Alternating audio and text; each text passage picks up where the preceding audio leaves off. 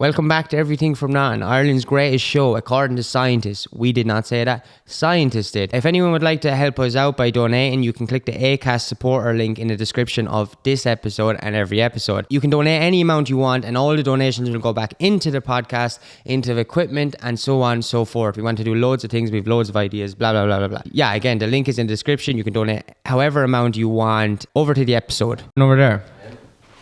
Hugh, are you recording inside your soul? Yeah. Good.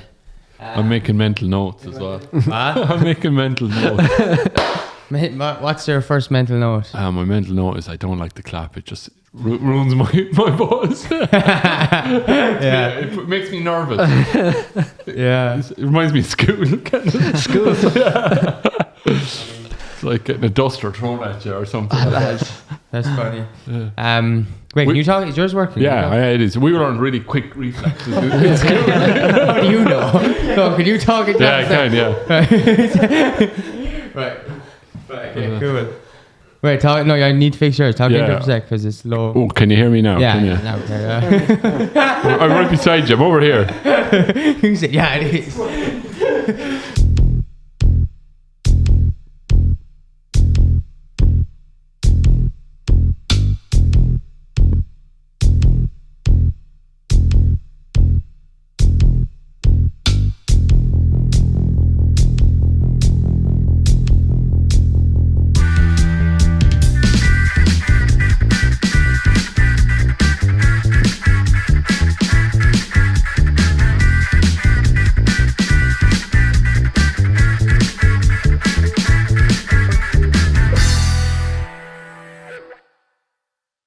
Right, welcome back to Everything from Nothing, Ireland's most impatient show. Hugh does not want to do any audio checks here. He just wants to get on with it. Get to the point. He doesn't believe in anyone listening to the audio. He just wants us to have a conversation. Yeah, he doesn't want any of you listening as well, so if you could all turn off your computer. This is all confidential. Yeah, this is all a private conversation. You're all just intruding on. Yeah. That's how Hugh feels. We want to welcome the Ross Gray Massive. Yeah, so we're joined here by Jack Thanks Keeshan. so much. Thanks for having me. From Ross Gray.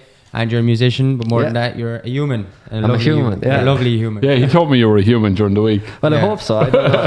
Sometimes it feels like you're come from Mars or something, the way the world is, but I don't know. Yeah. There's a little Martian under that hat. Just What's it like being a human? Like being a human, that's a good question. It's been better. I feel like I've become a better human in the last few years anyway. I think something happens when like you get into like your mid-20s where stuff that maybe when you were 18, 19, 20 seemed so important. You're just able to let go of like stuff like, I don't really care if people like me or don't like, like that sort of stuff. And that's a very kind of that's cool. It's a very empowering thing when it does happen, that like, it's like, because I think when you're a kid, you kind of, you make out that I don't care if people like, but you do, you really do. And when that kind of thought really settles in you, it's kind of like everything else just kind of fades away. I do think as well though, you're saying like when you're early, I think it's rare, to be honest, for someone at any stage in their life to let go of that, let alone in their early 20s. I think like, I don't know, I think when you get to, I think nearly everyone who gets into their, I've never met a 70-year-old who cares, like they're just, Like, so I guess at some stage everyone doesn't, like, but like I don't know, I think mid-20s is a very young age to stop caring in that regard. But it's like, I don't know, man. But I think it's cool though. Like what? I'm just picturing being 80 in a nursing home causing mayhem. You really don't care. I know people like that. Could say anything. To no, it's just like, but that's only kind of happened in the last few months or even year. We had this big long conversation about remember Adam Watts, and we were like, when I really got into the Wim Hof Method, and when we started talking about Adam Watts, and I really got into Adam Watts, all of these kind of things that used to bother me kind of stop bothering me, when you become more relaxed and just kind of more comfortable with yourself, life really becomes better and more kind of freeing or something. I can't even put my head or my finger on it, but it's just Hey, we were watching one of your videos this morning. Oh yeah, it's kind of like it was like Saturday morning back in the day watching the beatbox. But yeah, where was that made, or what was it? Internal dialogue. Internal dialogue. Yeah, internal dialogue kind of. it had, I don't even know where that came from. That just probably came from being a little bit frustrated or watching the news for too long, or kind of it's like the one kind of message, or I suppose like the one sort of message I try to keep at the forefront of my music or whatever I'm doing is people being better to each other. I feel like the world has gone so mad, and it's really, really special when you see people being good, like properly good to each other. Like, do you know what really drives me mad is when you look at Facebook or you look at Instagram and you see people doing nice things for people, but they have to film it and they have to it's like there's a motive behind. People can't just be good to be good, true, but that's something that I try to keep at the forefront of what I write about, is kind of like the importance of being compassionate and showing compassion to others, in an authentic way. Yeah, in an authentic way. It's like because there's no point in pretending to be like pretending like I care, like Well, I love the video, like so. Sorry, went off on a big tangent there. But like, who did it, or how did it come about? Like, I loved even the old tube TVs and all that kind of stuff. How it actually came about was I was in the theatre and I had recorded like, I think like 3 live songs, and then I recorded the poem with Martin O'Brien and Johnny Cummins as well, and they were really, really good lads. They were really, really sound, but they kind of were chatting to me about, I should do a video for that, and so I went, and I know this guy from Dublin called Oscar Hackett. He's a really, really good guy. He has a record label up there called Nevermind Records, and he gave me my start with playing in Dublin as well, so it was cool to work with him on it. But we just went up and spent a day up in Dublin with him, and kind of I had the audio from the theatre, and I had my friend Connor Fahy, he's from Nina. He's in his stage name, I suppose, his name is Donna, and he did the piano in the background. And so the video, I just kind of wanted to show, not that what I'm saying is right or wrong, but just the kind of, I suppose what you're trying to get at in the video is that no one's really 100% right and nobody is really 100% wrong, but the only way people can get on is if we properly listen to each other, that's what the video I'm trying to get at in the video. Like there's that line where you said the right hates the left and the left thinks they're the ones, and it's like and it's like it was cool though. It was a very like unbiased video, like, and you're kind of calling out all sides, and I like that you're saying, like, you're saying that you're not trying to be right yourself either. It's just like expressing how you're feeling at the time about everything, like, and because like that's what I do see happening. Not that I'm trying to like, what I'm not saying I'm right at all, but like what I see happening today is very much so a kind of a case of, right, you're either Fianna Fáil or you're Sinn Féin, or like you're either, in America, you're either the left or the right, and like that causes so much division, and even like I don't know, that's what I've noticed today a lot, is there's very much kind of, you're either this side or you're that side, and I think the only way to really get on with life and get on with people is to be in the middle, to be able to listen. I think it was Kendrick Lamar had a really cool line that was like, from the hood to DC, the blue and there's something about I can't remember what it was, but it was basically from the hood to DC, blue or the red, they're all Crips and Bloods, like, because it's like the Bloods and the Crips who are gangs. It's very weird like that, like, on that level of America, it's like the Bloods and Crips who are gangs in the ghettos are either red or blue, and then you have up as far as the government in America, you're either one or the other. It's really interesting, like, it's really cool, smart line, because like it's like, but I think you're right, like, about how divisive all that. I remember after 9/11, I was over just before that, like when Bush got elected, I was over living in America, and like I've been friends with Republicans and Democrats, but I knew there was lots of Republicans down in Mississippi that I was friendly with, and they were great people and lovely people, but like having emails with them, and I can't remember like how insane my emails got back to them, like, no, you're wrong. It's like it escalates into a big flipping row and insult them, and like, definitely. And what's the point? Like, if you're not going to And because don't you always come away from it being like, I don't actually really care about that. Like it's like nearly like you're and I'm not saying that a lot of people are very political, but I feel like the most of the world getting involved in those conversations now are sort of using that as a way to vent other emotions that they have at the moment. It's like an easy way to do it, because I don't think most people actually care about the, you know, fucking little things that people are arguing about. What? Like, I think it's people at the extremes though tend to be the loudest. Yeah. Well. Yeah. Like, Yeah. it's kind of built into the definition of the word as well, like extreme. Yeah. You know, it's like, like most people are kind of somewhere in the middle, and we're just kind of. I agree. Our heads. And even saying that there, and I was saying like from the hood to DC, the other aspect I think about a lot of it, I don't actually think it's as mental as we think it is either, or that, you know, that everyone's arguing, because I don't hear any arguments, but I hear people talking shit at pub rating, but it ends there. Like, and I wonder how true that is over in places like America. Is it just like, yeah, like, you know, what you're saying, there's just that, what you're saying mixed to what you always say, the loud minority. Like, you have the loud minority on both sides making it seem like the whole world is fighting, but they're probably kind of not. Like, yeah.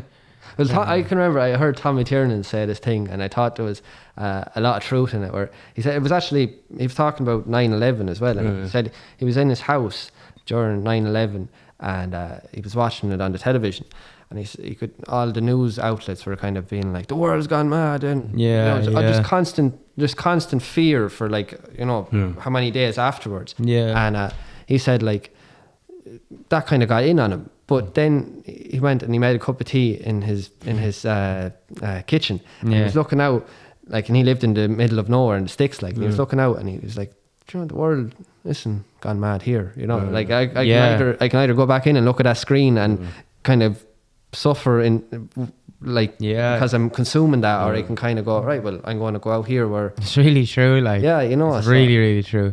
So, like, there's some truth in that too, like, you know. Well, it's kind of as well, it's, I don't know, who was it that said about the pain body that we need to feed this? Like, we want this drama and stuff. Yeah. So we crave this shit. Yeah, like but sugar. like, if you're conditioned from the time you're that age, like, if that small to kind of view the world a certain way, like, of course, that's the way you're going to grow up, you know, within the world. Yeah. I think about it a lot when I'm up, like, during Tommy looking out the window or whatever, like, especially when I notice it is when I'm up like the Devil's Bit or even a bigger mountain or something, and you're just looking down at, like, knowing that there's thousands of people down there and how little space they're actually taking up, and how much volume in comparison it is to the land and the sheer size of it. And it's like, in that moment then I'm reminded, like, that noise is not even here now. Like, there's people down there watching. Like, I look at all the houses down afar and I see they're in there probably watching that news, and they're watching that screen, and to them that screen looks bigger than what I'm seeing. You know what I'm saying? Like, this, but really the screen's tiny, and then outside of that is a house, and outside of that is a big field. Outside that big field is a big country, and outside is a big world and a universe, and it's kind of like Alan Watts says, is he, like, the thing I always keep in my head whenever I find myself getting a little bit overwhelmed. Yeah. Alan Watts had this saying that it's all happening and you're just watching it, really, at the end of the day. Yeah, like, it's true. And it took me a while when I first heard that. Like, I thought, like, what? That's some mad. What's happening? What you on about? That's some mad hippie shit. Like, but like, it kind of, it sunk in with me. Then it was like, there's so much there that you're not actually controlling. Yeah. You know? So why you get worried about it? Like, you know, like, are you controlling your hair growing? Are you controlling what's going on behind your eyes that are making your eyes see? I'm seeing here. Like, you know, like, there's so much there that you're not in control of. So at the end of the day, no matter, you can influence it, and you can do things that will make life better for yourself. But at the end of the day, a lot of it is just happening, and you're just watching it. So, like, true, it's mad. That's actually terrifying. I'm so scared of that as well. Like, really, because I've listened to a lot of them lectures as well, and he's like, you're not controlling your lungs or your heartbeat and stuff, and I was like, oh shit, I'm not controlling my lungs. No, I used to, when I first started coming across those things, I used to get like a bit breathing, find it harder to breathe. Forget to breathe. Yeah, I would when I was younger. I'd say I was about 8 or 9. I go to school in the car. I would just remember I'm breathing, and all of a sudden, like, I'd be focused on my breath, and I find it hard, like, because now, you know, meditation is all about focusing on your breath, which I find it funny, because when I was younger I was terrified to focus on my breath. I hated it. Like, that's the reason I didn't, like, when I was maybe 17, 18, I started going to counselling for the very first time, and I first heard about mindfulness, you know. And mindfulness I was never really able to to take to it, you know, like everyone will do. Okay. Like, but you were saying before, and I thought it was a really good point, that you don't have to sit there and breathe for it to be mindful. You could, like, writing a song could be an act of mindfulness, you know, like painting or whatever could be an act of mindfulness. Watching the telly, you know, it could be an act of, if you're being mindful while you're doing it. But when I got into the Wim Hof method, that was like, that's class. I it's like it's been a lifesaver. Like, it just changed. It was like my world got turned upside down when I started doing it regularly.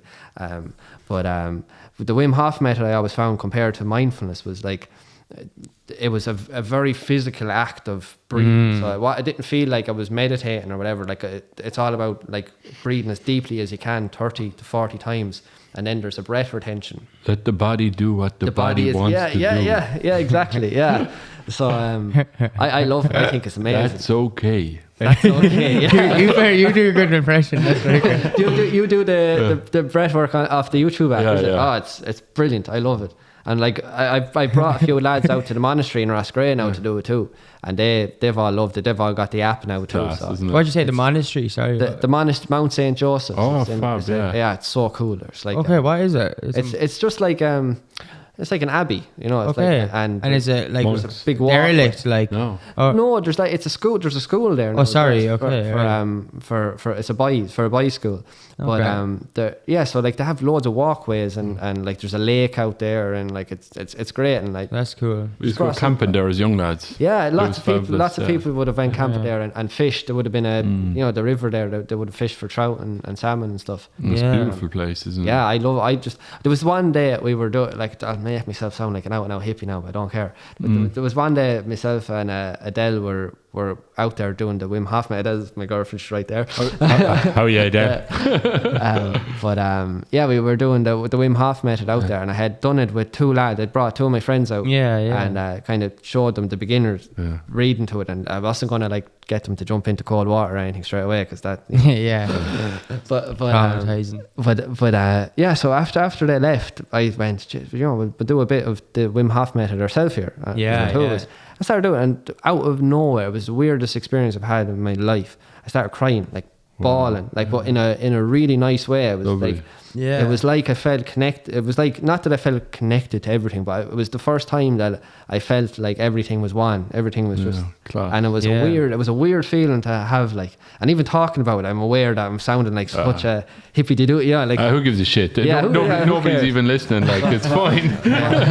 We told them to stop. Hugh doesn't want them watching anymore. Yeah, this is all classified. It's a private conversation. You shouldn't be listening anyway. But press stop. But no, I know it's a powerful method. There's something, like, we already talked about in last week's episode. Like, you know, it's such a even if, like, all the stuff with spirituality was wrong and stuff like that, but, like, you know, it's like, so what? Like, I believe in it all and stuff, and I believe it, but, like, it's just weird that people are so, like, people who are very spiritual find it hard to talk because, like, that people will think, oh, they're this or that. That's when it's true, like, they're not, even if they're wrong, they're only speaking something that, if it was right, would be nice. Well, it's cultural anyway, so it doesn't matter. Like, oh, what is, like, the like, sort of shunning like, it? Like, no, it's called, like, even if there's no spiritual element to any of this, it's a just cultural thing that we do, so we're having fun. Who gives a shit? Yeah, exactly. But, like, people will legit, like, think it's, when you say water is good for you, you're talking your spiritual shite there. Like, no, water is fucking good for you. Science has proved that meditation and water is good for you, and basic stuff like that. Go away. Hey, come here. What was the first thing you wrote? The very, very first thing I wrote. Do you remember? Very, very first thing I wrote was probably a song called Yesterday's Place. Yeah. And I did like an EP called Yesterday's Place. I had like 4 or 5 songs. What age are you? Sorry. 19. Okay. About 19. Yeah. And it was like a girl broke up for me when I was 19, and I was going out with her for, like, maybe 3 years or something like that. And she was from Dublin, and, like, I was so heartbroken and all, you know, like, you think that was the girl, the girl, you know? Yeah. But I needed to do something. I remember my mum actually said to me, you know, you need to just get out of the house, and she, like, got me. It was literally like, you know, go out and busk, you know, go on. Oh, lovely. And I went to start busking, and I met these 2 girls called Maura and Lisa, and they started busking with me then, and then I was like, you know, would you mind recording these songs with me? Because I had no confidence whatsoever in, like, somebody could say, like, oh, them songs are great, but I was like, oh, what are they though?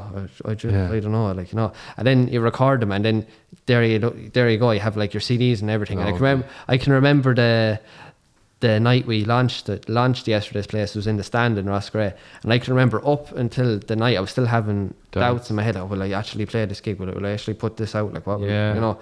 And but then I did, and you know, fabulous. And then it all worked out, and I had got involved then with Oscar Hackett that I just mentioned. He came down and he played a support act to it, and then I wound up going up to Fibbers and like in Dublin, and then I got loads of gigs, you know, from that. So it was all good. Like sometimes you just have to that little voice in your head that's like saying no. You know, what was the favorite song you wrote ever? Like your children. No, I don't really know. I don't have a favorite or anything. I think that can be a little bit, to me anyway, it can be a little bit dangerous if you kind of get too attached to one song, because whether it does well or it doesn't do well, you're kind of like you're basing your happiness then on if it does well or if it doesn't. That's really true, specifically if you pick a certain, that's man, I never thought about that. I like that. Do you ever write a song and go, wow, this one is fucking good though? No, I don't. Like I think like I don't view what I do with writing any different to like someone that's a really good baker or something. Cool, I just like, it's just something that I like doing, and it comes easy enough. But do you like listening to your own music? No. Really? No. Why not? No. I don't know, because like I don't like listening to my music until maybe recent. As of recent, I've started recording an EP now with the Internal Dialogue EP, and I got so many of my friends involved. We started recording this at the very beginning of the pandemic, so I was really lucky to get a grant off the theatre. And at the very start of the pandemic, like, you know, like 90% of the population, we kind of you can fall into a few cans and Netflix, and then that kind of becomes, oh, we're doing that a second day in a row and a third day, and it just kind of, you fall into this little kind of bad habits to start to form. And I was really missing, like, I get my kind of energy from being around people that I like being around, you know. And I was missing people and stuff, and I was like, well, I have all these tunes wrote that I haven't done anything with, so it was kind of my way of you know, getting friends involved was kind of my way of keeping some sort of a communication away from without the drink and stuff. Without it's really drinking. Smart. I actually do that myself with stuff lately. Like, to just it was cool to. And it was great as well, because there was friends there that I hadn't spoke to since leaving secondary school. Like, you know, so that's like, I left secondary school in 2015, so that's a few years ago now. Like, and but it was deadly. Why you? No, I left in '96. I was born in '96. I remember it.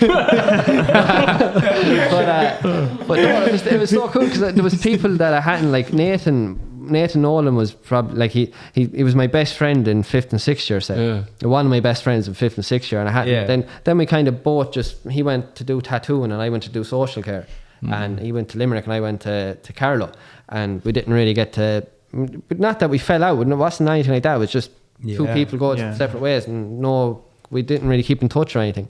But I was like, do you want to play electric guitar on this, and do you want to maybe do the cover? Would you do the cover for me? And like he's doing the cover for it now as well. But it was just great to be able to reconnect with so many people, like even Emmeline Maher and what's her name, Emma Conroy, and who else? James McKelvey's involved in it as well. Like, there's loads of people that I was really good friends with. Wow, it's been deadly to kind of to what would you say? Reconnect with that. Yeah. It's been really cool. I'm really interested. Like, when you didn't like your song, you're having a better relationship with your songs now or whatever. But like, is a part of it like why you might find it hard to listen to? Is it because like you think it could be better, or is it might just be weird hearing yourself? Like I remember it's weird. It's weird hearing myself. I can hear myself now, and it's still weird. Like, it's bizarre, but it probably does come from that place of hearing yourself and kind of I try to, especially now more than ever, I try to just kind of live right now, here I'm here with you talking to you. And like if I record a song And if I was to get obsessed with the song and start listening to it, that's done. It's Okay, it's finished. I'm on to the next song. It's kind of like making an old version of you concrete as well. So like when you listen to your own stuff from years ago, it's not even the same you anymore. In some ways. Definitely. So it's like, definitely. That's true. I can imagine that could be kind of scary. Like listen to your own lyrics back from like years ago. That's really true. Yeah. It's interesting though, because like in a live setting, like in a live gig, some of the songs that I wrote when I was like 18, 19 mean something completely different to me now at 25. Wow, that's and cool.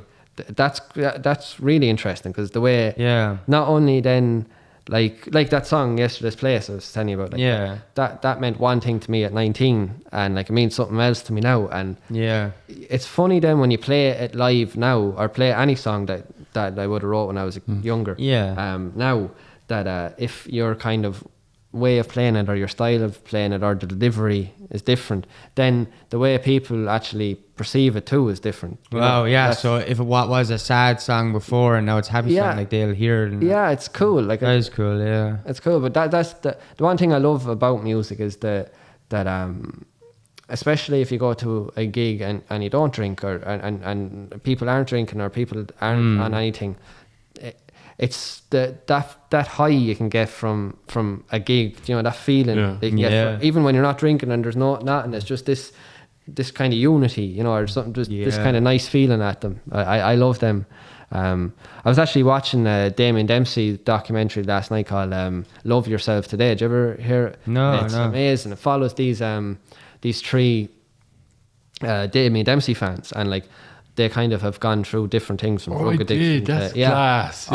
It's so cool. So good. Yeah. And, but the thing I thought the documentary did really, really well, like I think this documentary would be deadly to show in schools. Like the thing it did really well to me anyway, was that like one girl was she was on heroin, and she had come clean, and she was talking about how Damien Dempsey's music had helped her, and then there was another fella who lost a friend through suicide, and then there was another man who had gone through stuff as well. But like the thing I thought that the documentary did really, really well was I was able to relate, even though I've never took drugs. I was really able to kind of, what would you say, have some sort of a connection with the person, on a personal level, and I think that's it's a very powerful thing when you can kind of you can relate to something like that without having been in the same circumstance. Definitely. And I think if more people were able to be, if more people were compassionate like that, it would be it would be a lot better. Because I think in Ireland especially, drug users, it's kind of like the government kind of make it sound like it's a moral thing, like if you're I think you're right, and I think that becomes more destructive, whereas compassion is much more healing for somebody. Like if somebody's judgmental against you, you think, I'll take more fucking drugs then, you know what I mean, or I'll do more drinking or whatever. But definitely, if you're met with more compassion and say, okay, like how are we going to tackle this? I'm not really judging you or anything, but there's more collaborative, because it gives the impression that people who use drugs are bad people, and it's like that's not the case at all, most people aren't bad. There's usually an issue or a reason or whatever. I think people are absolutely amazing. I think they're for the most part. I think if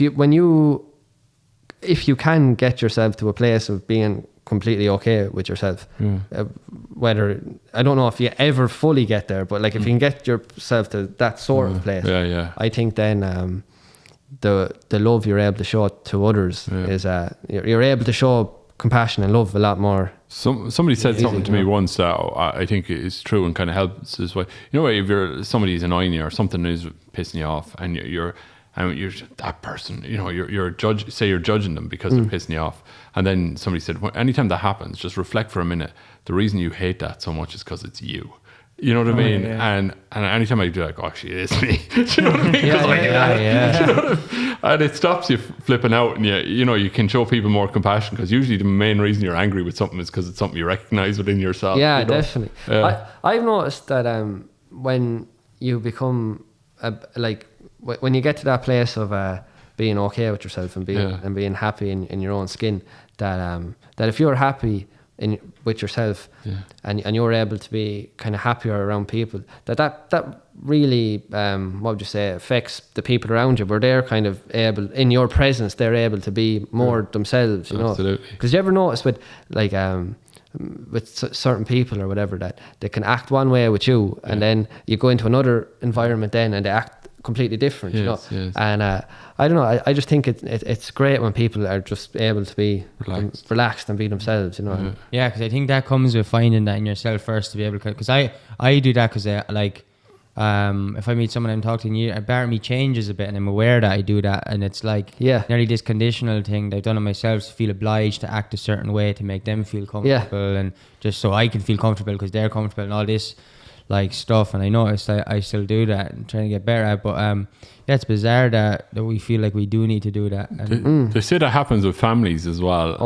Like, so somebody dies or something, and they all come home for the funeral, and like the youngest brother will be the youngest brother, and the old, you know, all this, everyone reverts to their role that they had when they were a kid, even though they're all completely different people. At funerals, that's so true. I know you're saying, like, that is true actually. You kind of see that, like, family things as well. Like, I don't know, it's weird. Yeah, I don't know. Anyway, it's weird. I lost my thought on that. I was trying to think 4 thoughts at once. Doesn't work. Doesn't work at all. But how do you get out your start? So you're saying about doing social work. Like, what do you do with that? Yeah, so like I can't, like, I went to college and did 4 years of social care, and like, where'd you do? In Carlow. I met Adele the first week. I was going to ask, where did you meet? It was in Carlow. There you go. First week, yeah. That's mad. That's class. I can remember, like, I went outside and rang one of the lads from town, and I was like, lad, I'm after talking to this girl up here. I think like she's very cool. I think she's a cure head. That was like my first impression. But the way me and Adele got talking is even funnier. Like, I met this guy in the first day of college, and he was like, "Man, you have to meet my friend Adele.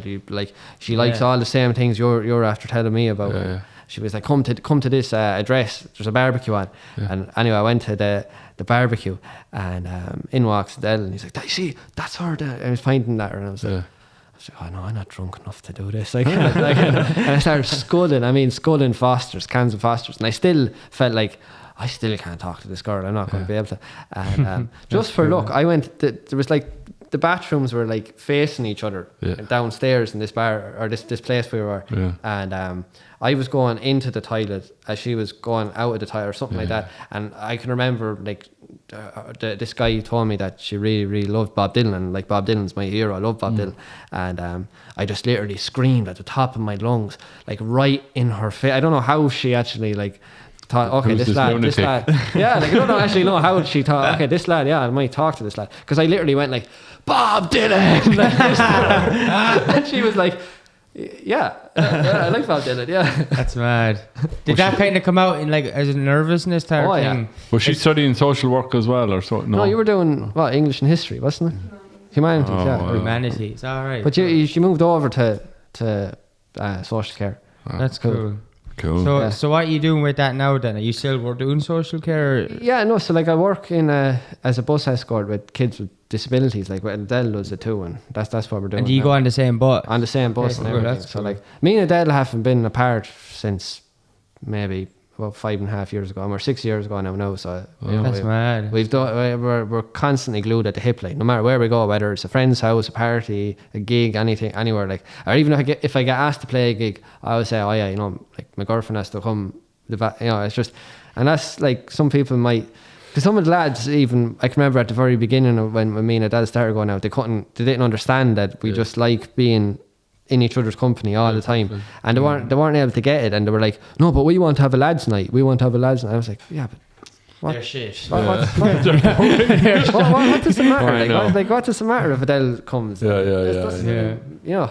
Every lads night ever has been a shit. It's rubbish. To be honest with you, I don't know what the fuck is a lads night. It's a shite. Like what? Just getting absolutely fucking pissed drunk, or like talking absolute shite. Shouting about politics. Yeah. Or say, I don't know. I heard lads like looking for that, then they'd be like, asking, oh, like fucking, I hate all that shit, but they'd be like wishing there was girls there. It was like, well, you can't have your cake and eat too. Like, do you want lads night or do you want you going out looking like? I was like, I don't know, I hate all that shit. I hate it so much. Yeah, no. I hate it.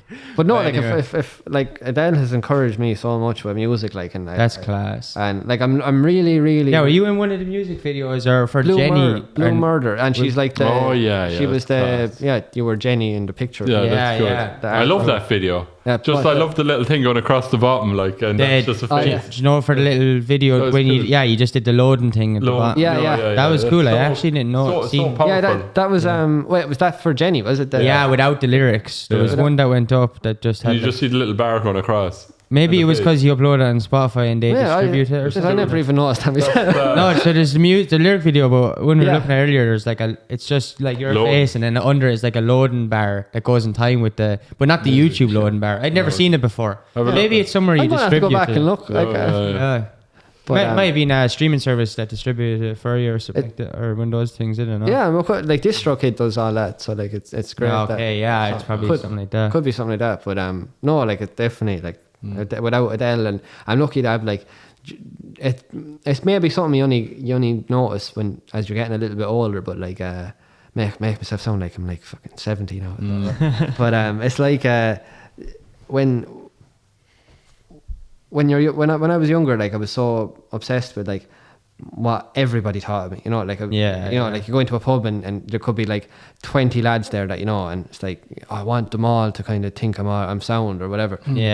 But like since then, kind of like I say I maybe have like Adele's obviously one of my best friends, but like maybe have like two best friends, you know, and we hang out a lot, and outside of that then doesn't matter. That doesn't really matter, you know. And like I'm really close to my brother as well. He's like my brother's an absolute legend. He's 15 and he's an animal. He's does jiu-jitsu and MMA. And does he beat you up like? Yes, he does. Yeah. you started doing it too. I do it as well. But you like he trains a lot more than me, like you know, because I'm constantly with the music, doing music a lot. And then these, you know, if I hurt my hands, can't play the guitar. That's the thing at the back of your head as well. But like it's great. We've gone to a few competitions together and like competed at the same time. So you've done some fights like yeah. Cool. What's that like?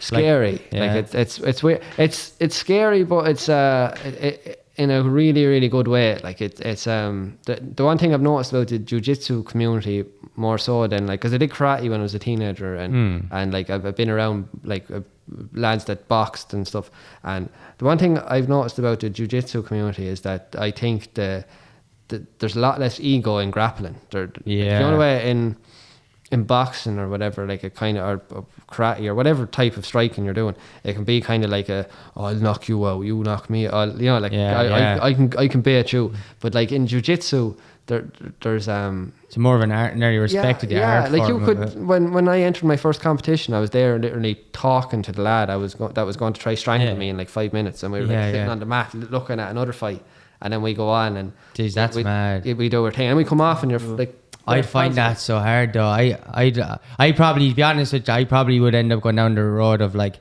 having to pretend like I didn't like the person. I couldn't know how you'd win, or like, and that's not saying that's the only way, but like, oh yeah, but sure, there's a funny UFC fighter, I can't remember his name. He's like Canadian. He's the loveliest guy ever, and like he even plays into loveliness. Like he goes to press conferences, and they're like, you know, this guy's talking shit, whatever. He goes, you don't need to be so mean about it like that. Like, and the guy's pure love. Like, it'd be cool to do that, and he wins. And you know, is that Gordon Ryan or not Gordon Ryan? Sorry, Ryan Hall. I think so. I wouldn't know. I just seen his interviews, but I didn't hear of him before watching that. But that was cool. I don't know. To me, I don't think I'd ever win anything unless I convinced like that they tried to kill my family or something. Unnecessarily intense like that. Because otherwise I'd be like, I just can't fight them because I like them. I don't know. I find it hard. Like to me, it was always kind of like, and I think my brother does this as well. It's not like you don't focus on the person at all. Yeah. Because if me and you said, right, we're gonna have a fight here, right?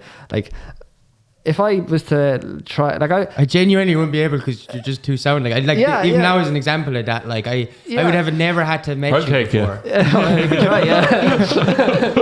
right, come on.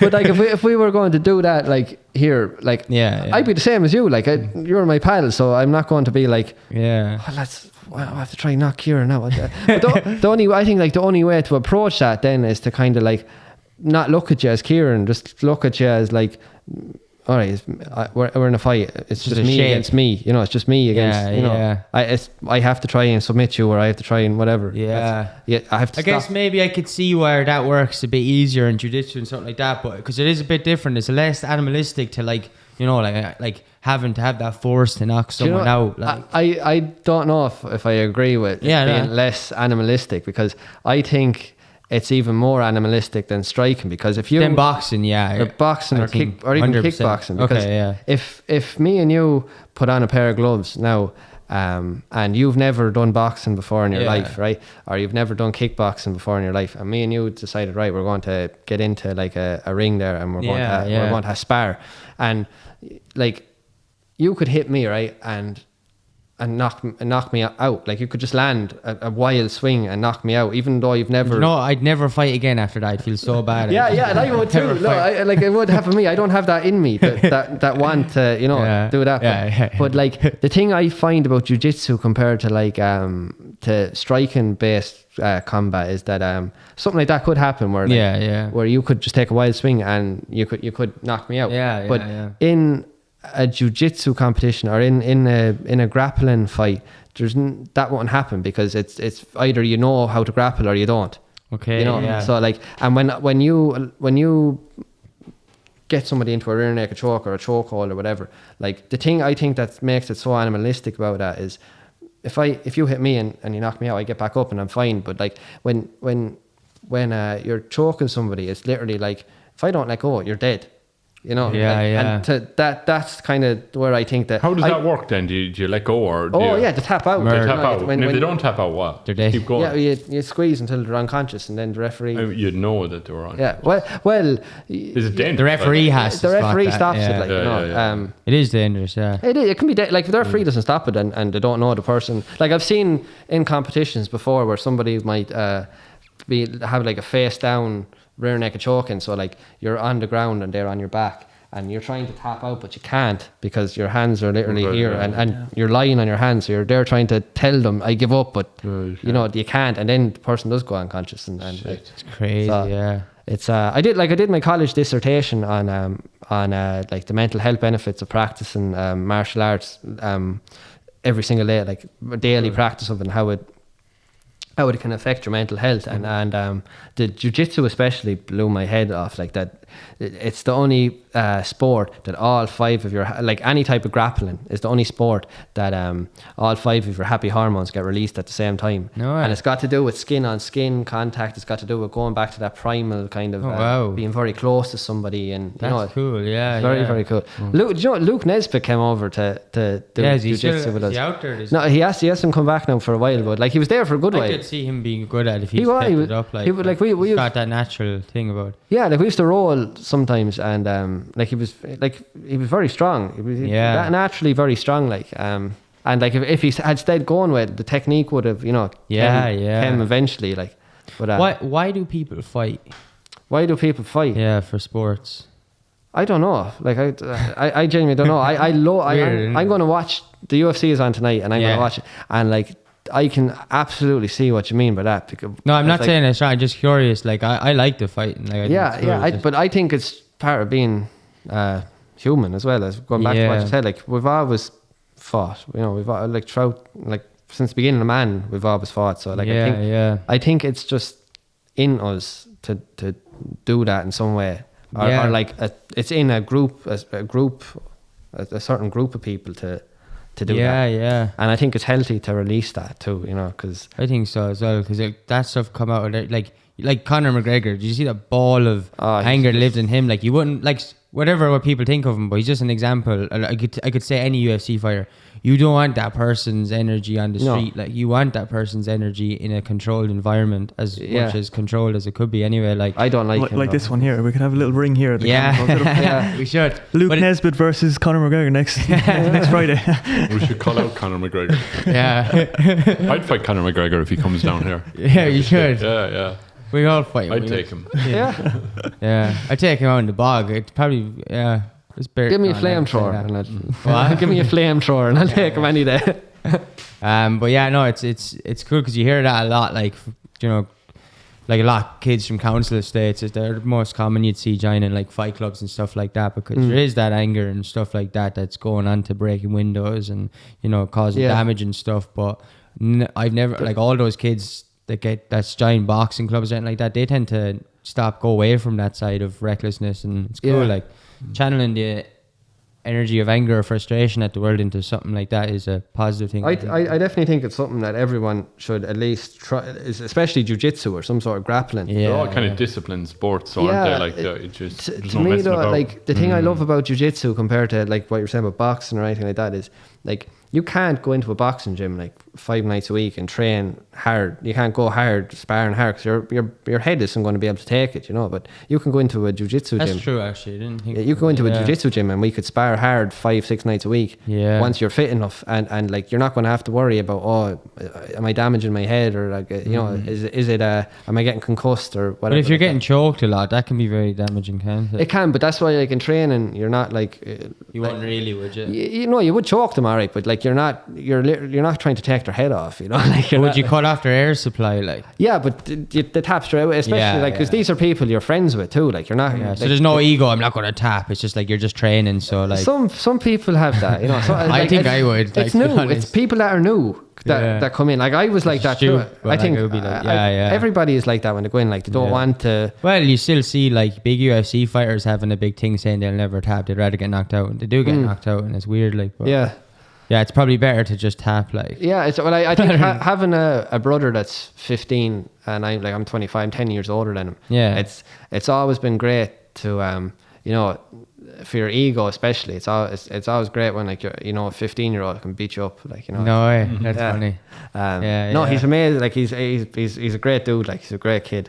But he's great. He came second in the Irish Europeans before COVID. Wow. You know, and it was cool because I remember, like, just being so proud, and I'm always so proud of my brother, but like being so proud of the fact that, like, you know, he came from a gym in Rossgrey to go up and compete at the European competition. That's mad. then like come second in it, and like thoughts started going into my head, like, if this was anything else, if this was hurling, if this was, it would be all over the paper, like, you know. And it's really true. Yeah, it's just like, but I think everyone should try grappling, like, at some stage, and they're like, even if they don't stay at it forever, just to see what it's like, because it's different. It's not what you think. It's not like a grappling based gym, I think, can be different than a striking based gym. Like, I think the egos are a lot less. You know, they're a lot diluted. There's not really much ego. On the grand scheme of things, like, I'm not saying you won't walk into a grappling gym and meet some bollocks. You might, you know. But just for the most part, that's the way I think. I'd say it'd probably be good for people who are single children as well. Because, like, I was lucky, like, growing up with 2 brothers, you could fight them on the trampoline, like, every day. But, like, for kids who didn't grow up with, like, that kind of physical play where you're boxing the head off somebody. That's a right good point. Like, that's like, because it's a way of teaching somebody, like, the difference between, like, ow, this is fun, and ow, this is not fun. Do you know? There's a difference. Like, there's a fine line between, like, this is fun, and, like, somebody gets an elbow in the eye and now it's not fun anymore. Yeah, that's true. That's a right good point, though, especially for. So you're saying kids with only children. Like, it's kind of like that fair play thing as well. You know, it's kind of like. I think it's great for kids in general, because I can remember hearing Jordan Peterson. Do you know he's a psychologist? Yeah. I remember him talking about something that I found very interesting, where he was saying that it's really important for a child to be able to do, like, to a certain extent, you know, dangerous things in a controlled environment, because then that teaches them what stuff like that, boundaries and stuff. And I think, like, you know, some parents can kind of just try just through trying to be the best they can maybe shield their children too much from things that are dangerous, you know, and don't get me wrong, my mom did that to me as well, you know, like, and they're doing it out of love. It's out of love that you're doing. My parents didn't. But I think, like, even though it's out of love they're doing that, I think it can have the opposite effect, where you don't learn what is really dangerous and what isn't really dangerous, you know. Yeah, because everyone does some stage in life anyway. Better to, I guess. We were in like kind of A&E 3 weeks in a row on the same day. Yeah. The same way. My mother was so embarrassed. First one, I tripped over the Hoover and split my head off a coffee table or something like that. Next one, we were playing something upstairs. I jumped off the windowsill and split my head or something like that.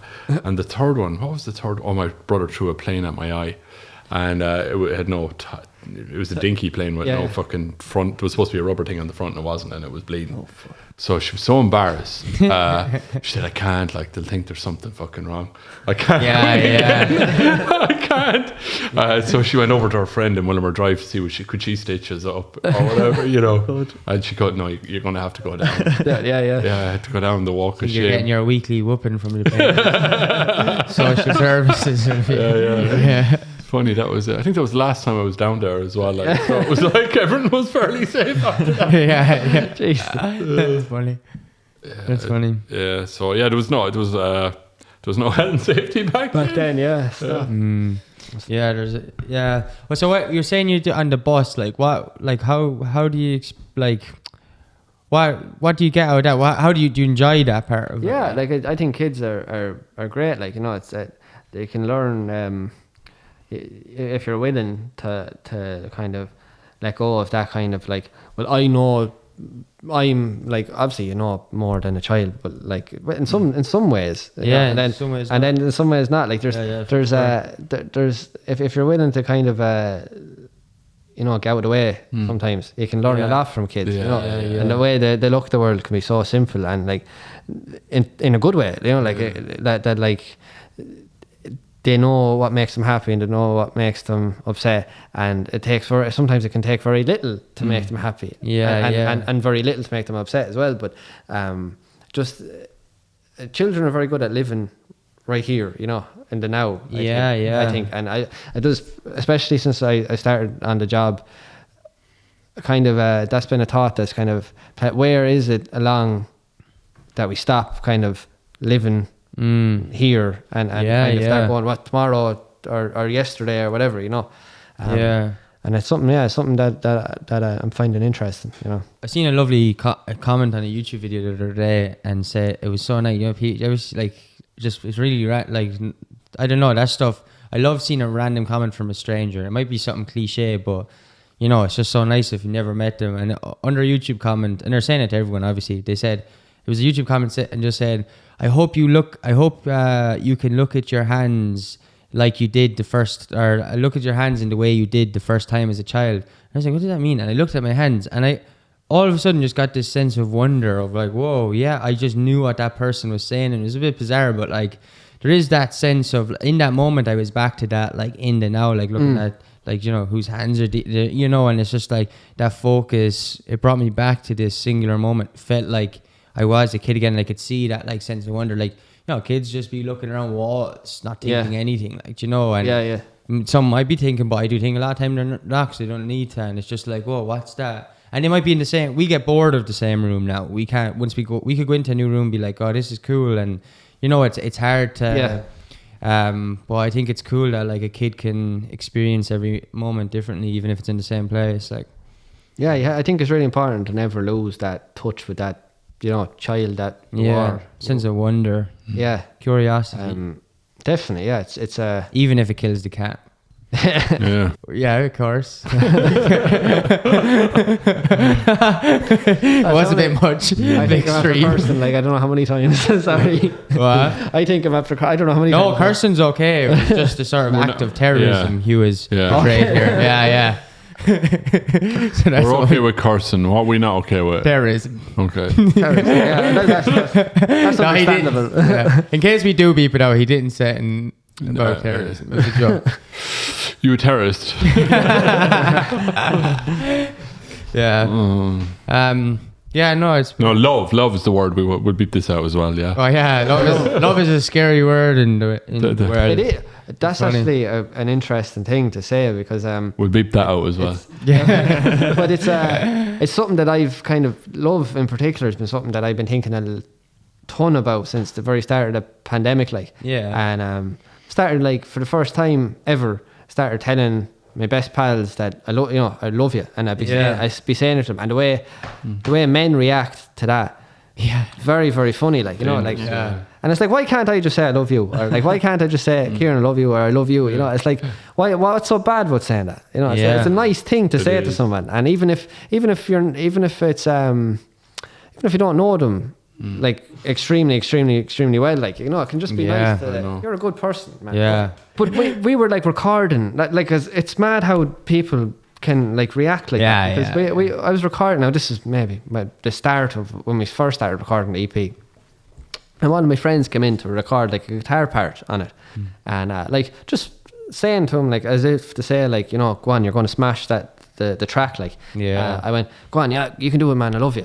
And he literally turned around and was like, what? What do you mean? Like, it wasn't like I was on my own in a weird, like, you know, on my own with Valentine's card, and flowers like, and shit. Adele was there, like the fella that was recording us was there. The Paul Dwyer's his name. He's an absolute legend from Australia. But it wasn't like it was like a real intimate moment where I was staring deeply into his eyes and being like, see, that's where I fucked up.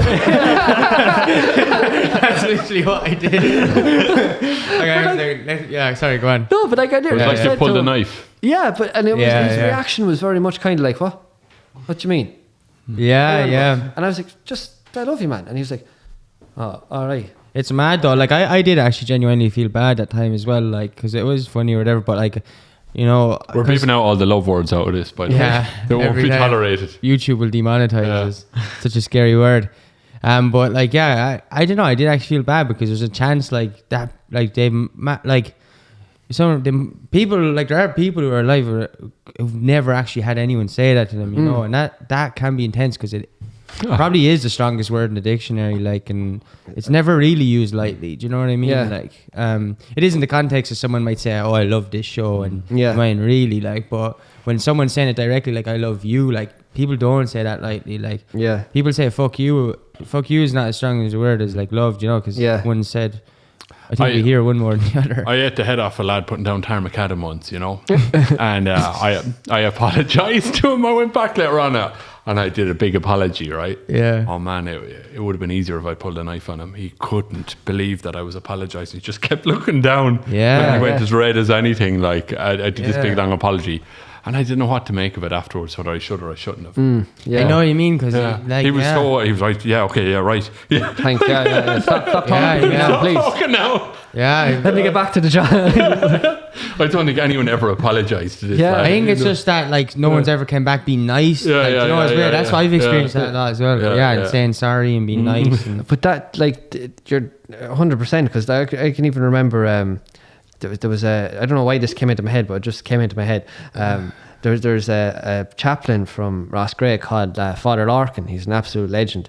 And I can remember when I was in 6th year, I was having like that girl had broke up with me that I was talking to. They used to place, and I remember being all over the place and being very, very upset talking to Larkin. And he said to me, like, you know, you can either look at it as if, like, you can look at it 2 ways. You can kind of look at it as in, like, oh yeah, your life is kind of not going the way you want it right now, and you're in a dark place or you're down. Or you can look at it as in like a positive way, like you're capable of actually showing love to somebody. And because so many people, maybe because they haven't been shown love themselves, those people can't actually even express it, you know. And that's I can't imagine not being able to tell people that I'm mad about them, you know. It's hard. I still do it, but recently, but I still find it hard even to do it. But, you know, it's really uncomfortable, like I said, friends and stuff, and a lot better now. Like, and once you say it once to someone, it's okay the second time. But, like, I don't know, I still do it as much as I can, but every time, the first time I say it to anyone, is still always a bit weird, because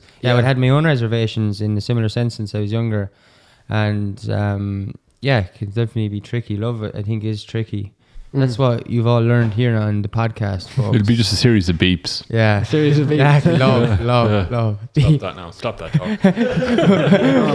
vulgar talk. And hopefully none of you are still listening to our private conversation. Yeah. Press stop. Because Hugh is sick of people listening. We do a show every week, and it's getting to Hugh now that people keep listening. And he doesn't like it. He doesn't like it. Yeah. So it's all confidential. Yeah. I tell you, the show with Alan, I thought that was Alan Duarte. He's brilliant. He was great. So you're just so honest and so like himself, and this is who I am. You know, I loved it. I thought it was brilliant. But there any? We'd love to get. Is there more Ross Gray people to get on? There's loads of Ross Gray. That's 6. I live at the top of the castle. That's how yeah. And I overlook Ross Gray. And it's like I'm the only person from Ross Gray. There's loads of like really, really talented people from Ross Gray. Like there's an artist called Johnny Oprez. He's a very, very funny character. He was like one of my dad's best friends growing up. And he's literally he's a rockabilly, you know. So he's he'd correct me if he heard me saying that. He's a psychobilly. That's what they're called. What's that? Psychobilly. It's like a mixture between 3 different types of music. He was explaining it to me one day. It's like that was a condition. I was like, what? Learning something here. With Sean or with him, it could be a condition. but I tell you, it's a mixture between like rock and roll, punk, and psychedelic. Psychedelic. I can't really actually. He explained it to me before, but it's really cool. It's like rock and roll mixed with punk. Will he come visit us? He probably would if you said it to him. Yeah, his name is Johnny Oprez if you're listening. Yeah, no, that would be cool though. That sounds cool. But we'd like to get loads of people because we want to. I don't know. Yeah, get a wide audience from lovely Ross Gray and like other towns. My pal Nathan, that's doing the artwork for the EP, and he's recording with me. He's such a talented. What's his second name? Nathan Nolan. He's but he's like one of the most talented lads I know. And the thing that I always think of when I think of Nathan is that like from the time we were like 15, 16 in school, like I would be like, oh, I think I want to be a youth worker. No, I want to do music. No, I want to, kind of like, he was always, no, I want to be a tattoo artist. And from the time he left, he just went straight and did that. Brilliant. And I just thought like, wow, that's really cool that you knew, you stuck to your guns, and no matter what anybody said, because teachers in the school would have been like, would you be realistic and all this, what you talking about, and kind of making fun of him and stuff. And he's just like, that laser focus that this is what I want, so it's cool. Yeah, that is cool. Maybe he might come on and do it. Would you do it? You'd lie down here, get a tattoo. I would. I'd love and that. We'll talk while you're getting tattooed. Set up the mics. That would be class. Okay, if he's willing to do it, I'll do it. Just lie down. Wear nothing but a leaf. A leaf would be fine. But I think it just after coming into my head as well. The EP should be out on the second weekend in June. Oh, cool! Yeah. Sorry, yes. Where's it going out? It's on YouTube. It'll be on. I'm making hard copies, but it will also be online. Okay, right. But you're selling hard copies. I'm going down to the theatre after this actually to chat about to Brendan about a launch night down there as well. So, that'd be cool. So I have a good few gigs coming up, and then like I'm planning. Any gigs we can go and see? There's the Helix gig will be on a real gig in July 16th, isn't it? Oh yeah, that's for me, is it? What is that? July 16th. Yeah, for my birthday. So. Is it? Oh yeah, for you. That's you're doing that like for what Hughes. you're doing it for, or what? I'm doing it for your birthday. Yeah. Aslan will be. And anyone else's birthday who it is on June 16th. But playing with Aslan that night, and then.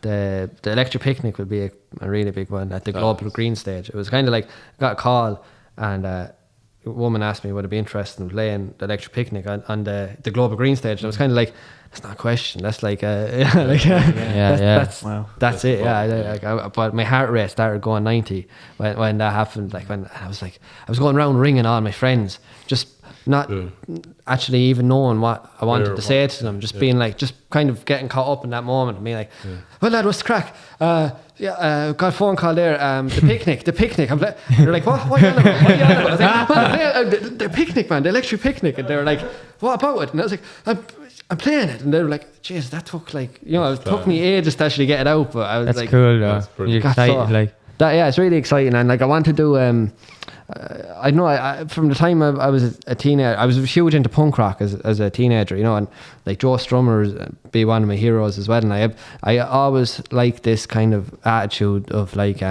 if you get somewhere with regards anything really, if it's music, if it's art, whatever the fuck it is, like to me it's really cool, or really not even cool. It's important to me to be able to to like if I play a gig and they're looking to make it full band, it's really cool or important to me that I get the people that are closest to me to play in the full band with me. Not somebody could say, oh yeah, but that lad's a better guitar player or that lad's a better drummer. Would you not want the best people? It's like that comes secondary, you know. You need the chemistry. Yeah, the chemistry and that community, like that vibe, you know. And I like that. Cool. I like that a lot. So I'm going. Some of them gigs will be full band. I'll have my brother on bass and Nathan on guitar, and a girl from Ross Gray's actually playing Bowron instead of a drummer. That's class. That's gonna be cool. That sounds class. And then the Clock Jordan, I'm playing in Clock Jordan on the 25th and 26th as part of they have a festival in the Eco Village. Lovely. That's a cool place. They have like an amphitheatre. It's all outside. And it's who amazing. runs that? Is it a group or something? Yeah. What was the woman's name? Philippa, isn't it? Philippa, oh God, no, I've been calling. No, but I've been calling. I've been saying that name wrong for too long now. Philippa. Okay. But beat that out. we will. Yeah, sure. I think we finish up now anyway. So where can people, when's your album going out, did you say? So the second weekend in June. So what day is that? That's the second Saturday in June. I can't remember what, I'm drawing a blank now on what date that is. But that's when it's going out. And like all the songs on the EP are like kind of a, you know, like the first track is Jenny. That's about like violence towards women. And then The Same Love is literally just what it says in the tin. It's a song about the fact everybody needs we all need the same love. So all of the songs kind of they came from the lockdown and kind of what you're looking at on the television or what you're kind of noticing around you, and like even like Next Door's Child's Cry. That's probably, actually, if I had to pick one, that's probably the one I'm most proud of. Next Door's Child's Cry. That was about to me it was about seeing an eviction happen, you know, and like it had a really strong kind of thing when I saw it. It was like, it was weird, you know. And it wasn't even that I saw it in person. It was actually, do you know, the Facebook Live.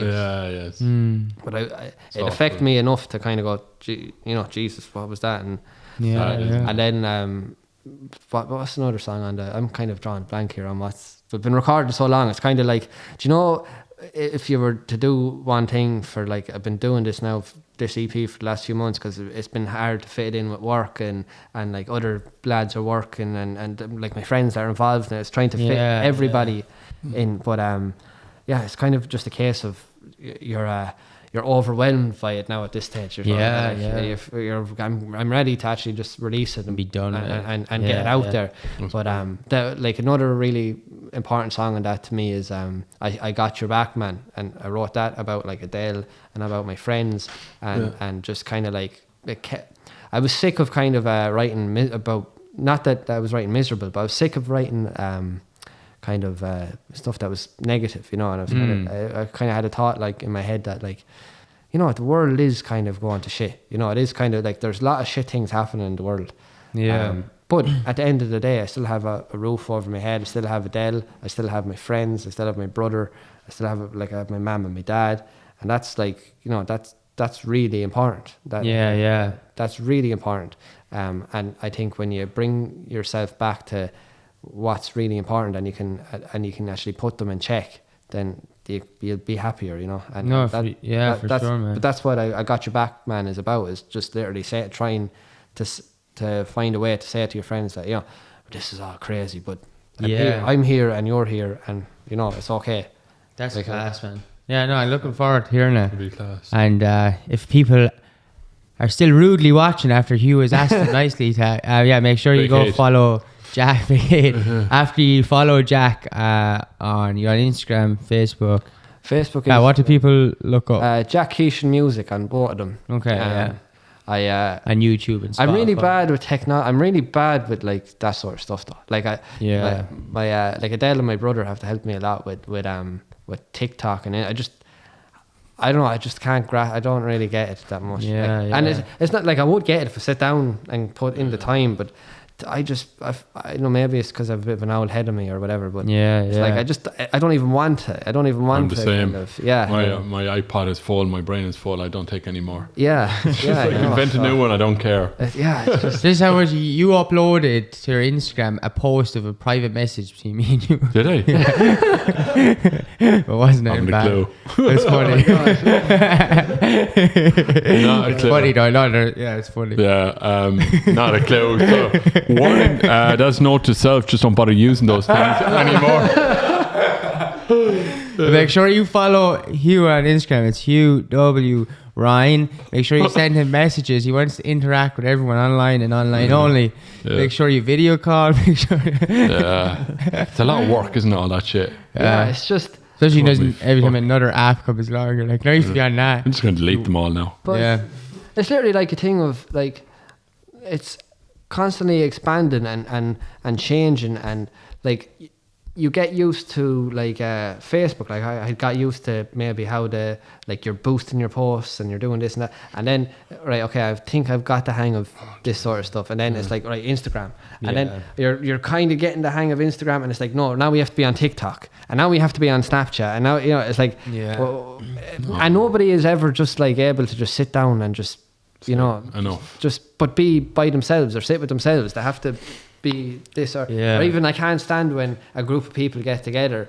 Not that I can't stand it, because like I can understand that it's like this maybe anxious thing or this whatever that they're doing this or whatever. But it's like I love when people can just leave their phone there and like what we're doing now is having a conversation or even going out for a bite to eat. A private conversation, hopefully. A private conversation. Hopefully.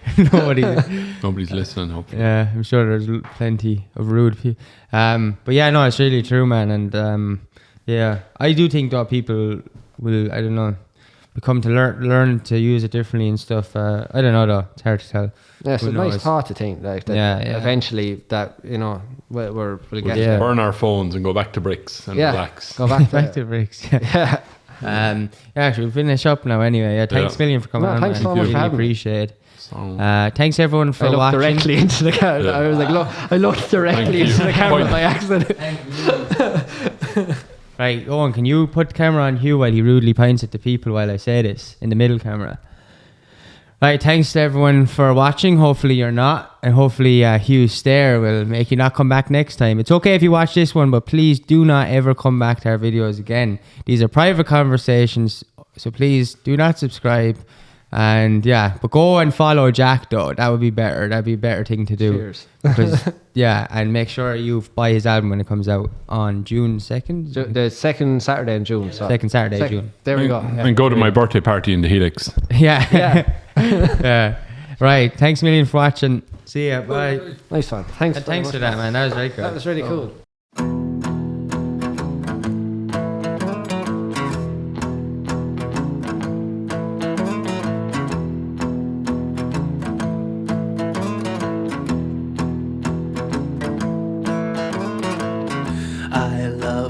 Taste of strawberry medicine as it runs down my neck. I feel it draw me in, and when it settles on my mind, just know you'll find me there inside.